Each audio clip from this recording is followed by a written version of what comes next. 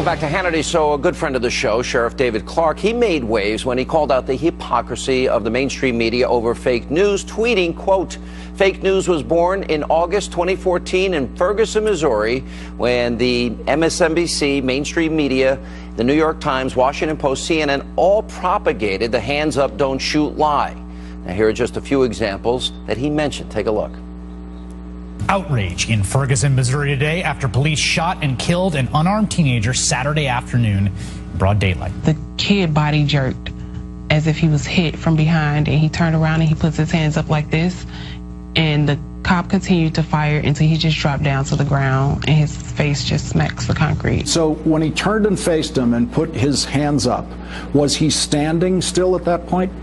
Yes. Thousands of Americans are marching in New York and Washington and across the country, demanding a justice system that applies the same to everybody and honors our values. And we want you to know that our hearts are out there marching with them.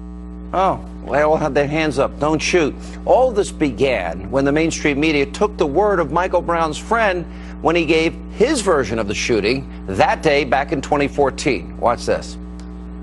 His weapon was already drawn when he got out the car. He shot again, and once my friend felt that shot, he turned around and he put his hands in the air, and he started to get down, but the officer still approached with his weapon drawn, and he fired several more shots, and my friend died. Joining us now, Milwaukee County Sheriff David Clarke, trial attorney, political commentator Eric Guster. That was the guy that was with Michael Brown, Sheriff, when he robbed and intimidated the clerk before they were confronted by the police officer. Isn't that true? And then the media took that lie and they ran with it without any fact checking. There were a number of people in the trial that ended up, or when they had the grand jury, that ended up saying didn't happen that way. They said he charged the officer, he engaged the officer, tried to take the officer's gun. And that's why Darren Wilson was never indicted, right? Well, it's why I said, Sean, that fake news has a birthplace and a birth day, August 9th, 2014, when this widely held false belief of hands up, don't shoot was propagated by the media. They went down there and fit their narrative. Think about what happened off that fake news, Sean. It changed America. This anti-police sentiment rose out of this. This, what I call the bastard child of hands up, don't shoot, Black Lives Matter, grew out of this thing. It swept the country. There are people to this day, Sean, who believe that Mike Brown had his hands up and was walking away with his back turned to Darren Wilson when Darren Wilson shot and killed him. In fact, we all know that's a lie. And only one Washington Post writer had the character, had the integrity to admit that it was a lie. I think it was Jonathan Capehart is his name, who wrote an op-ed and said, yeah, we got hoodwinked on that thing. It was embarrassing for this industry, and he had the courage to do it. But to this day, no other media outlet has done it. No, Eric, you do know that that never happened, right? You're not arguing that hands up, don't shoot actually happened, are you? I'm not arguing that hands up, don't shoot ever happened. Because but what David Clarke is trying to, no, it did not happen. But what David Clarke is saying is the dumbest thing I've heard on TV since Florida said they were going to be Bama. What he's claiming is the hands up, don't shoot movement was the beginning of fake news sites. The Onion was started in 1988, which is the premier fake news site. Eric, that's a satire site. It is fake. It is a fake news site that some people think is real. But in a serious sense, that false narrative was perpetrated by NBC, by ABC, by CBS, by CNN, by the New York Times, and they came out and said it was a lie. Hang on a second. And irresponsibly, they advanced a narrative where people were regurgitating it, and then as a result, a certain expectation was raised. And then when the black eyewitnesses testified before that grand jury, it wasn't the outcome that people expected. And what happened, Eric, as a result of their irresponsible reporting? What happened?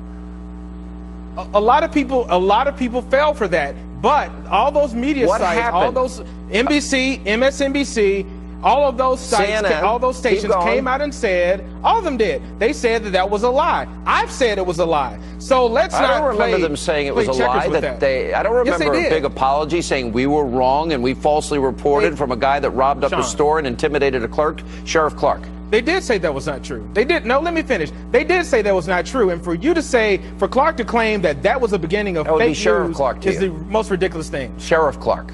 Sheriff, you want to respond? Well, it's fine. It might be ridiculous, but I'll tell you what, we have dead cops because of that hands up, don't shoot lie. We had 2 in New York. We also had 5 in Dallas and some in Baton Rouge, Louisiana, people who were trying to avenge for the life of Mike Brown, who was a thug. Here's another thing they left out of that story. Been 11 Mike cops Brown had just strong-armed a convenience store clerk who was half his size. That is a felony in every state in America. And he also tried to disarm a law enforcement officer. That's how serious this was. It might sound dumb to you, but there are dead cops because of that fake news story out of Ferguson, Missouri. And Eric, I resent that coming from you. No, your theory is dumb. Someone attacking cops is a personal thing to me. I do not want anyone to assault, harm, or kill cops. Then don't make irresponsible comments from the media that suggest something that never, excuse me, they advanced a false narrative, a lie. And as a result of the lie, people believed it. And a certain expectation increased in people in terms of what the outcome would be as a result of the lie that it was all predicated on. That's the problem. But the truth is, Eric, no, the truth is, let me help you out here. The only people who believe the Onion are Ferguson, liberals, because there were liberals don't many critically think of African Americans being susceptible to nonsense, being harassed and all they can by do police, is and the parrot civil rights last word, division. Sheriff. No, the Civil Rights Division stated that last word, Sheriff. Let the sheriff have the last word. Fine, thank you, Sean. Again, fake news, you know, most people can figure it out. It might last a day or two, but the hands up, don't shoot fake news out of Ferguson, Missouri continues to this day, and cops are still being killed across this country based off of that fake news story. All right, we got to leave it there. Thank you both. Mark Lamont Hill and Milwaukee County Sheriff David Clarke, thanks for coming on. Sheriff Clarke, this is horrific what happened, obviously, but do you think it is fair to link this murder to the Black Lives Matter movement when we still don't know the suspect's motive? I think it's very fair in light of the anti-cop rhetoric that is sweeping the United States of America, fueled by this group, some of the vulgar, vile, vicious rhetoric that's coming out, talking about killing cops, and that's just some of the nice stuff, some of the stuff I can't even say here on TV. But there is no doubt in my mind that the 2 New York officers, Ramos and Lou, who were gunned down by an individual who made Facebook postings about wanting to kill pigs, and he was going to go out and hunt officers down. There have been officers across the United States who've had their cruisers shot at and struck while they patrolled. St. Louis, the same thing. Yes, this is part of a pattern now, and you'd have to stick your head in the sand to think that this thing here wasn't fueled by this vile, vulgar, slimy movement. Mark? I disagree with your characterization of BLM, but I'd be curious to ask you, do you think that every cop who's been killed this year is connected somehow, the death is connected to BLM? No, but there's an increase in assaults on police officers, the killings of police officers that may not be directly related to this movement, but you know what, there's no fear anymore about assaulting or attacking, fighting, disarming, or generally, like I said, assaulting law enforcement officers. And you know what, if the shoe fits, wear it. Just like the Dylan Roof, right, who went into a church and slaughtered 9 churchgoers and every white person in America by this Black Lies movement, L-I-E-S, was indicted because of that, and other people came out and talked about slavery, discrimination, alive and well in the United States. Well, that's why I said if the shoe fits here, wear it. Right. I'm glad that you're saying if the shoe fits, because as a police officer, I would hope you would want to emphasize things like probable cause, due suspicion, investigation. The police officials... Darren Wilson didn't get that, Mark. You know that. The officers in the Freddie Gray case did not get that assumption of innocence. So for you to stand up and throw that out now, it's Sheriff, I haven't said all right, I'll let you finish. It's hypocritical. All right.